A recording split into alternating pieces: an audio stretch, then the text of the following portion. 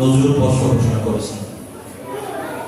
আজকে এই নজরুল বর্ষের উদ্বোধনী অনুষ্ঠান, এই অনুষ্ঠানে উপস্থিত আমাদের বিভিন্ন দপ্তরের কর্মকর্তাবৃন্দ, রাজনৈতিক নেতৃবৃন্দ, আমাদের সম্মানিত শিক্ষকবৃন্দ, সাংবাদিকবৃন্দ সহ আমাদের ছাত্রছাত্রীবৃন্দ, আসসালামু আলাইকুম।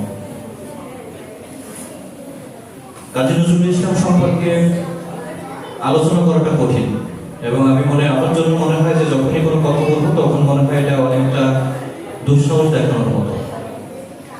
আমরা যদি একটু লক্ষ্য করি, আমার কাছে যেটা মনে হয়েছে যে বাংলা সাহিত্যে কাজী নজরুল ইসলাম কিন্তু একজন ব্যক্তি নয়, ব্যক্তি বলা যাবে না, কোনো একটা যুগের কর্ণধার যেমন থাকেন, উনি কিন্তু ঠিক সেভাবে বিরাজ করেছেন।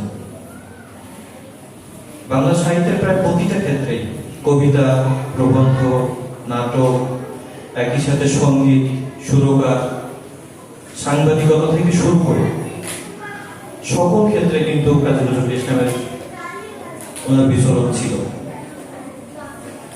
এবং কাজী নজরুল ইসলামের সাহিত্যগুলো আপনারা যখন একটু খেয়াল করবেন তখন দেখবেন, আমি যদি আমার নিজের কথাই বলি, বিদ্রোহী কবিতা যখন শুনি তখন আমার মাঝে মধ্যে মনে হয় যে অসুস্থ ব্যক্তি